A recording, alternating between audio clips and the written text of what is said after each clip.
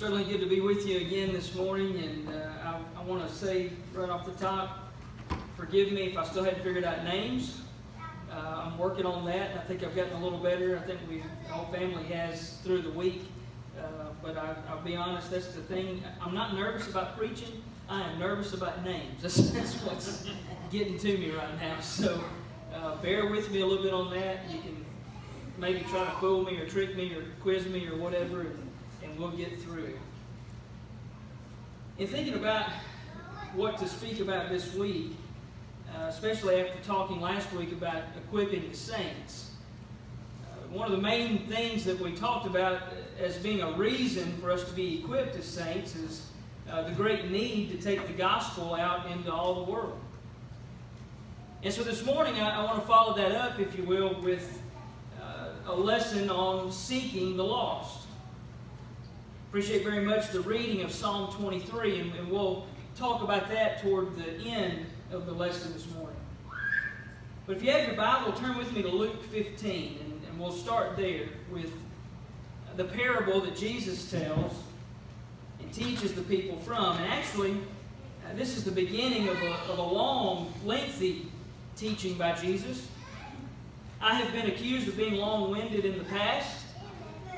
I want you to know that I'm trying hard to turn over a new leaf, but what's the saying? You can't teach an old dog new tricks or whatever. I'm not old, but I'm hard of learning new tricks. I will say this. I try, when I take minutes away from you, somewhere down the road I try to give some minutes back. So maybe don't hold it against me when I go long, and maybe I'll have a day where we go short. Today might be that day. We'll see. We'll see how fast I can go. But in Luke 15, there's a long teaching by Jesus via parable about the lost that needs to be found and needs to be saved.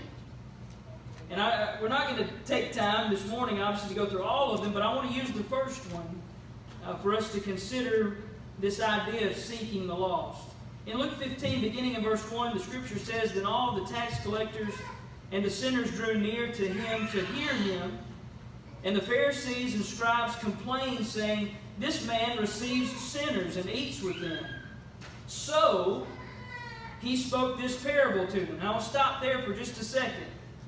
He's in the midst of this situation among tax collectors and sinners, and the Pharisees and the scribes, the ones who think that they are righteous and think that they are godly, think that they are practicing what's right and accepted by God, they're going to chastise Jesus, or they're going to scold Jesus, or they're going to look down on Jesus, if you will, because of who he's with. I think that's very important to realize in this moment, because he's in a situation that you and I may find ourselves in.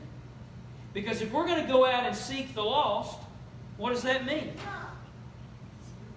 We've got to be among the lost and the sinners.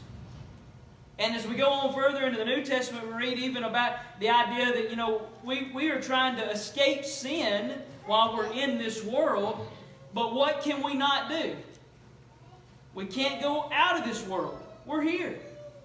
And so here's where Jesus finds himself. He's in this world, and he is among sinners, and he has a reason for being among sinners. And so as the Pharisees and the scribes say this to him, or are thinking this about how he shouldn't be with sinners and tax collectors, he speaks a parable to them. And I want us to just really digest this. Verse 4. "What man of you, having 100 sheep, if he loses one of them, does not leave the 99 in the wilderness and go after the one which is lost until he finds it?" Now, just think on that verse for a minute. This is very personal. If you can imagine Jesus in among these people and the Pharisees and scribes, I kind of imagine them maybe standing over to one side, whereas the tax collectors and sinners are all real nearby to Jesus. And can you imagine if Jesus, standing there kind of with a divide in the crowd, might look over to the scribes and Pharisees and say, "What man of you?" It's very personal, isn't it? I don't know the exact situation of these scribes and Pharisees. Some of them may have been, just lifelong religious guys, and they may not have been shepherds, they may not have been stockholders, they may not have been those that were farmers or doing anything outside of working in the temple. I don't know. But he gives them a practical application or a practical lesson or a practical point to begin where anybody knows the answer to this, right? Because if you're a shepherd and you have sheep and one of them is gone, what's a man going to do? He's going to go get it. So if you're the scribe and the Pharisee standing there looking down your nose or trying to look down your nose at Jesus as he's among these quote-unquote sinners, they can't do anything but answer the way Jesus wants them to answer right here. Because if you're a man, you're going to go get the sheep. In verse 5, he says, and when he has found it, he lays it on his shoulders, rejoicing. Hey, isn't that what a man would do? Us men, we're proud, right? If we do something good, we want to be patted on the back, and we want to be lifted up, and we want to be recognized. And so here's that moment. If you go find that sheep, you lay it on your shoulders, and you're rejoicing. Verse 6, and when he comes home, not enough just to rejoice in and of yourself, right? You have that proud moment. I've always had this fear. I don't do much golfing as I used to, but Gary probably can relate to this. But I've always had this fear that I was going to be out golfing by myself one day and hit a hole in one. You ever had? Thankfully, like, I like to fish. Thankfully, fishing, I go fishing, I can take a picture of the fish, before I throw it back, if I catch something really big. But, if you're golfing and hit a hole in one.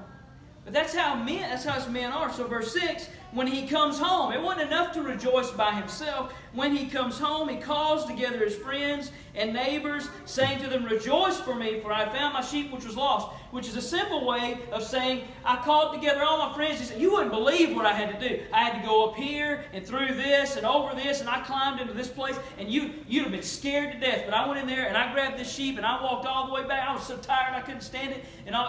You can just imagine, right, how we would embellish that story.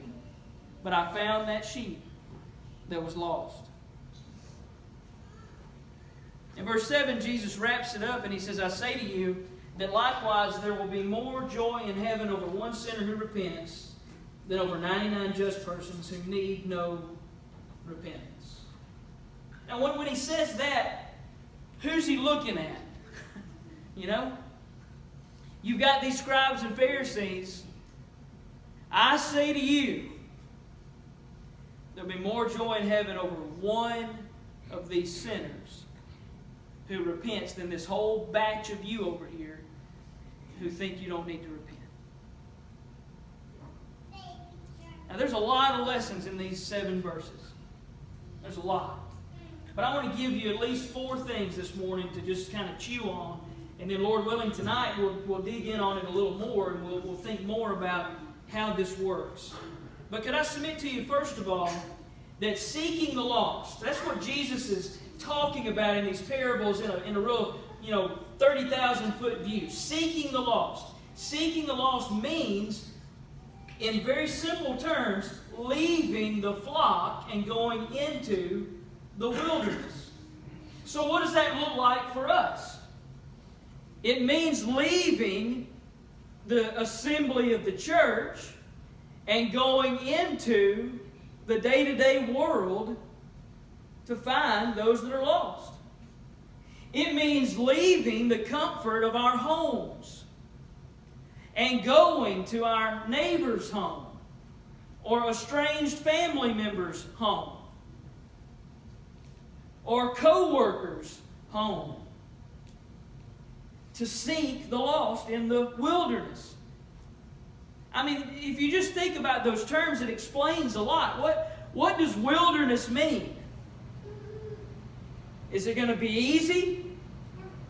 Is it going to be, just red carpet rolled out? Pathway cut and paved? Is it going to be fast? Is it going to be simple? Are you even maybe going to be able to do it alone? I mean, you can't answer yes to any of those things, can you? It's a wilderness. Talked about it last week that our assembly here is kind of like the huddle in football. You know, we get together and we say, here's what we're going to do. Here's what we need to do. Here's what you're going to do, and you're going to do, and you're going to do. And then 1, 2, 3, break. And we got to go out and we got to do it. And seeking the lost is very much that kind of thing. If we're really going to seek the lost, it's not going to happen inside 4 walls like right here. It's going to happen out in the wilderness. Out in the wilderness. Look with me to Matthew 18. Matthew chapter 18, beginning in verse 10. Jesus said, "Take heed that you do not despise one of these little ones.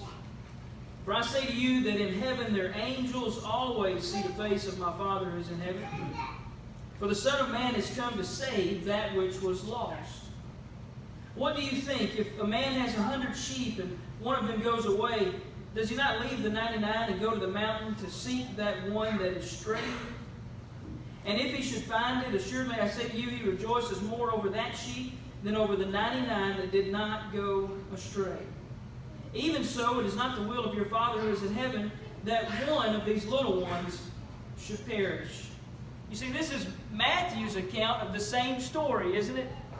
And you say, well, sometimes we have a hard time like meshing that together and understanding it. But, you know, truth be told, been preaching for a long time, I'm going to repeat some sermons, right? Well, I have a feeling Jesus had some things he repeated. As it was mentioned even at the table this morning. We forget. And so we need things repeated to us. So if you can imagine, Jesus probably told some of these parables just everywhere he went. And in many cases, these parables apply to all different kinds of situations. They applied in that situation when the Pharisees and scribes came to him asking him why he's with sinners. But in this case, it applied why? Because there's these little children around. And Jesus is saying that every one of these little ones is important. Just like if a little sheep went astray and that shepherd would go to find it.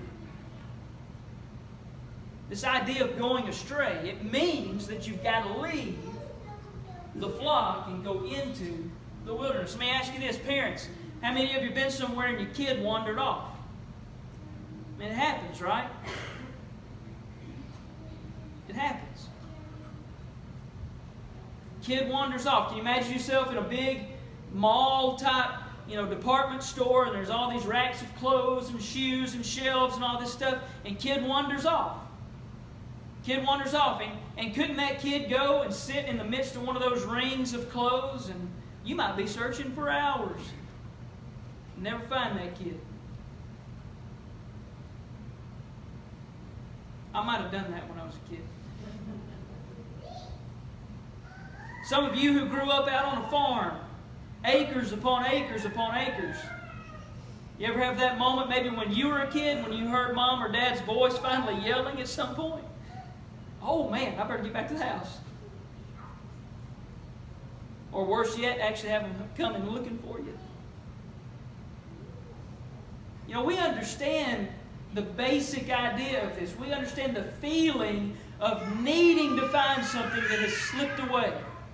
We understand the need of getting back home when we've gone astray.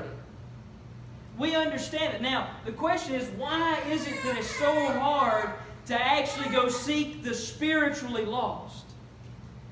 Can I submit to you that we don't quite let it sink in what it means to be in the fold of God versus being out of the fold of God and in the wilderness? That we tend to mix the two? That we tend to think that inside these walls we're in the fold of God, and that the wilderness is somewhere far away out there, and that the wilderness isn't our home, and the wilderness isn't our jobs, and the wilderness isn't our schools, that the wilderness isn't just right outside these doors, that it's somewhere way off in some far off land. And for that reason we disconnect. And we don't realize that we're in the wilderness. It's all around us. And there are souls that need to be saved all around us.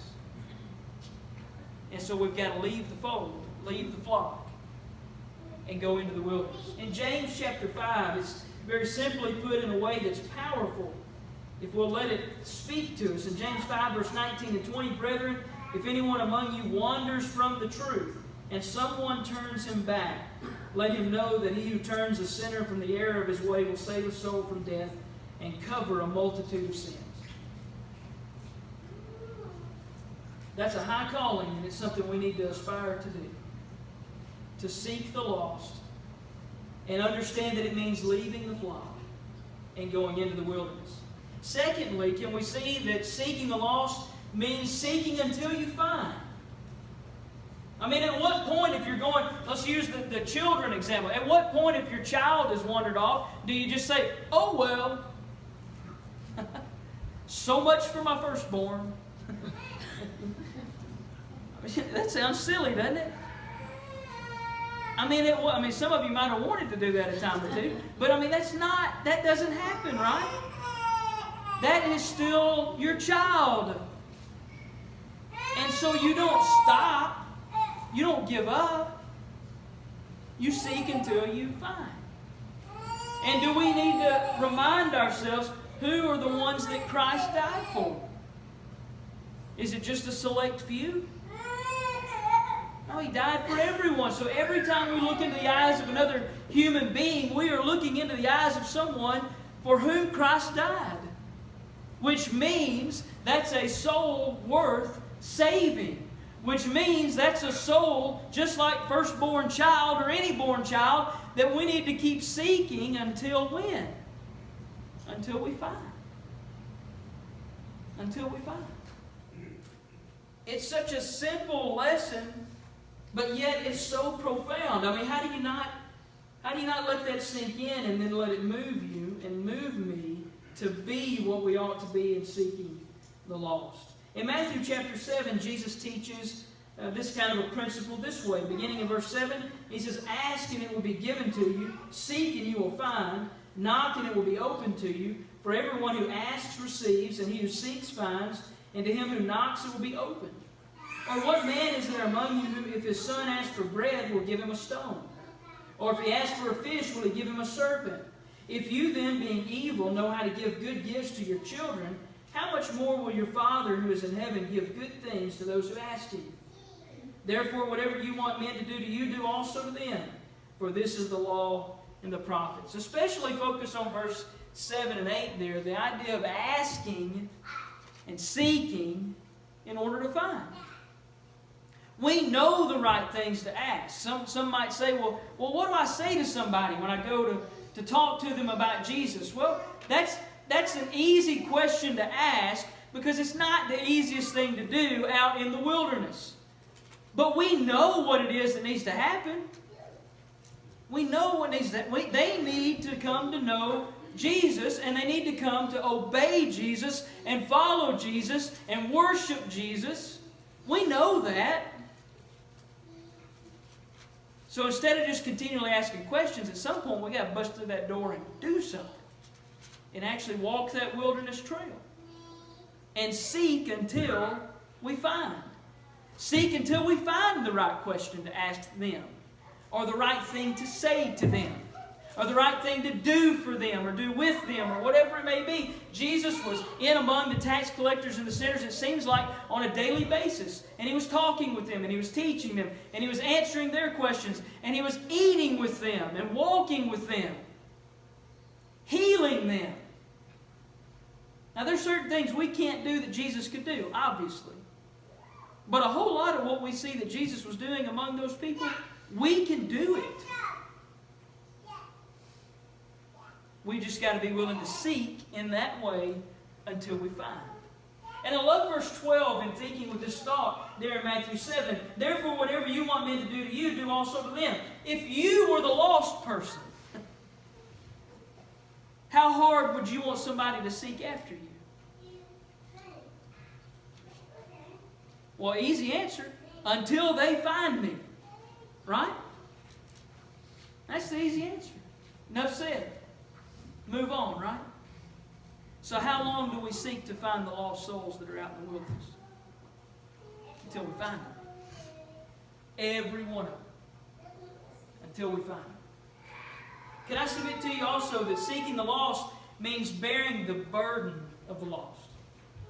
Remember in verse 5, as we go back to Luke 15, as Jesus tells the story, it's kind of one of those things you can miss in the text if you're reading too fast. But in verse 5, he says, and when he has found it, he lays it on his shoulders.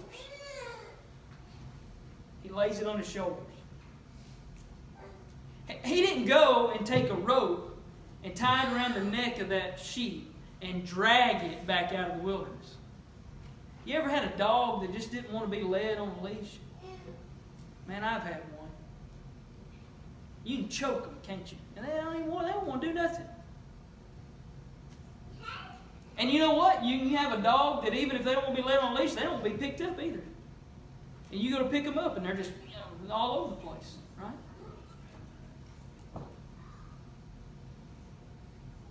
Can I submit to you that it may be that difficult to bring somebody that's lost into being saved?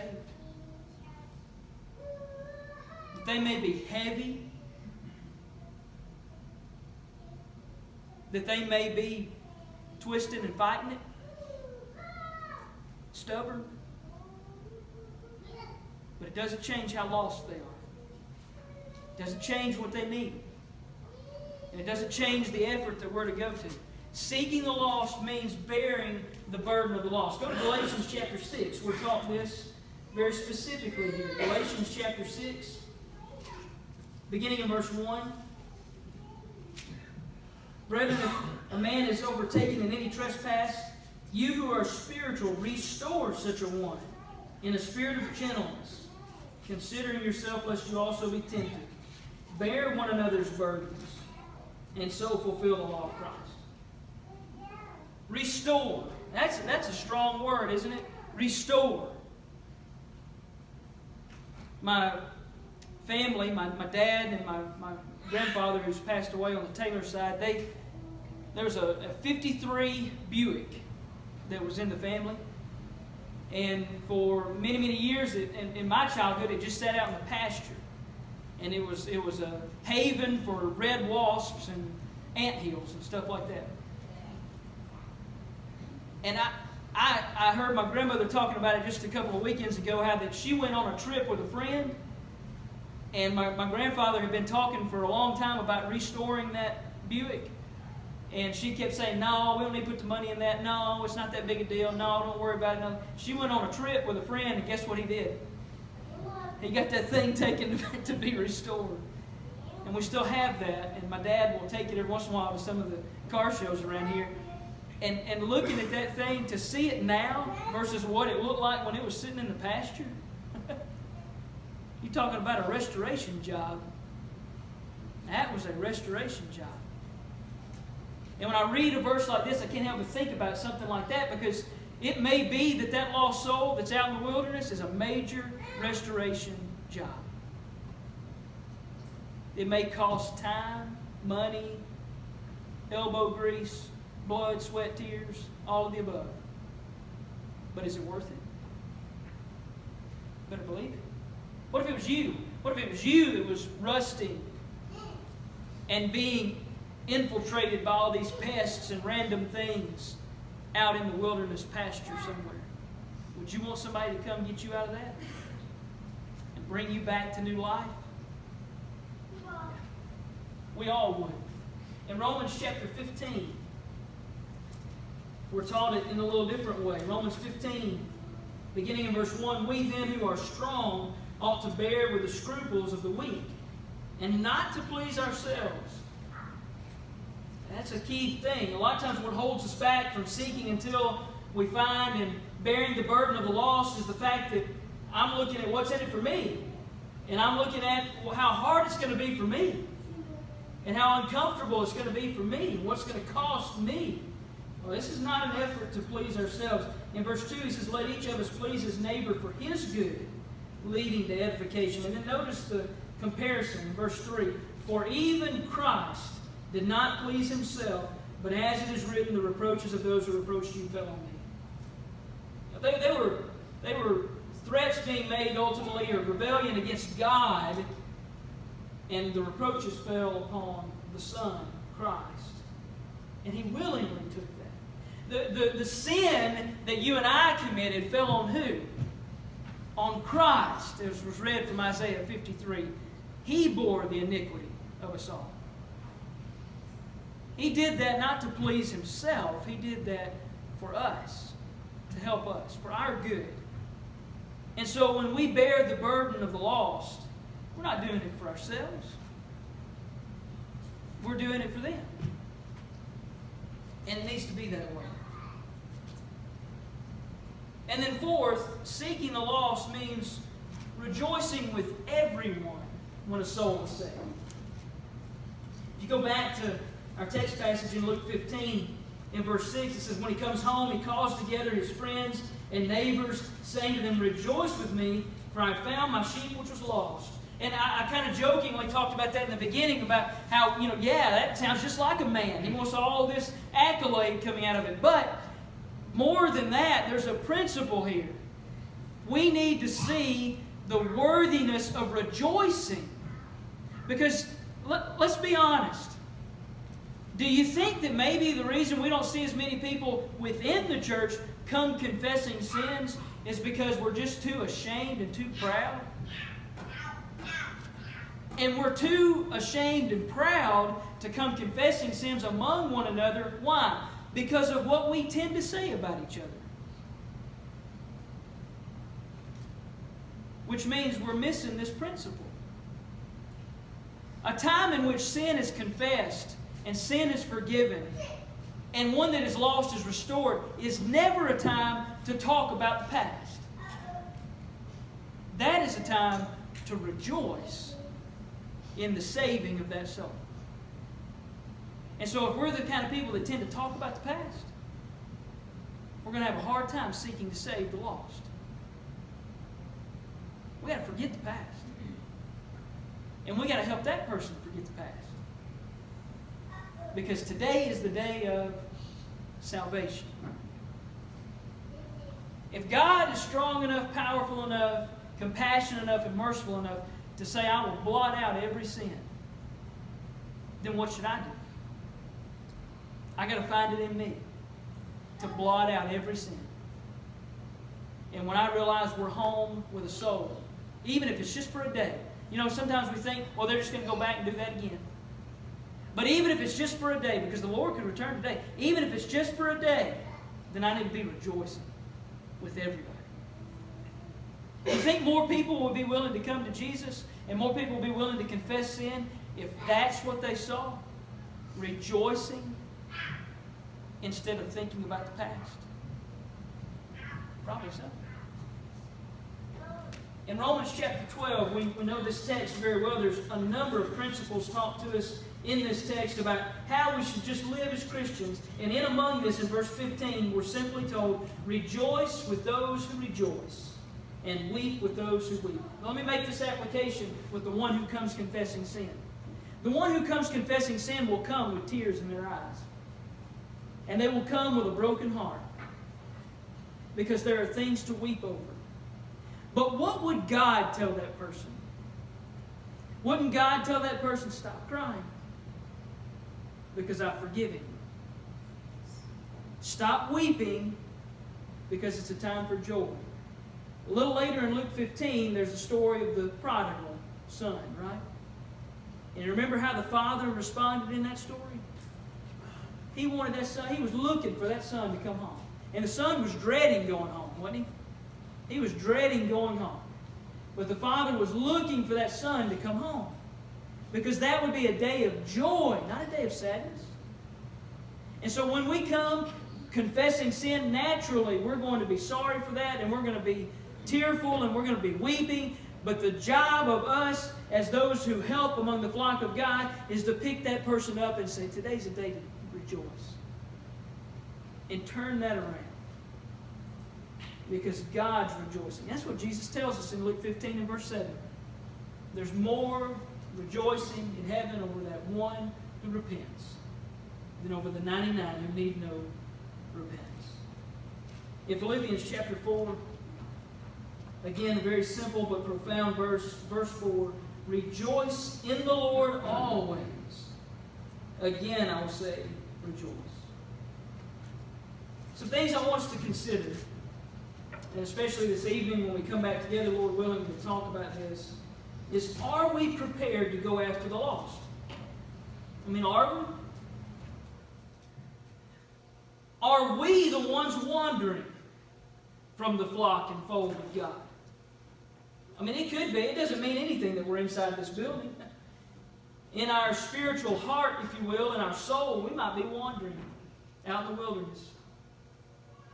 What does it take to recover a lost soul? I mean, what does it really take? Given this situation or that situation or whatever, what does it really take? Have we counted the cost? Have we thought about it? What about someone not only just as a lost soul in general, but what about the one who has lost their faith? What about the one who has lost their relationship with God? What does it take to recover that? And are we prepared to do it? More than that, are we prepared to be picked up by the Lord and carried where we need to be ourselves? Heard a story told, I've heard it several times.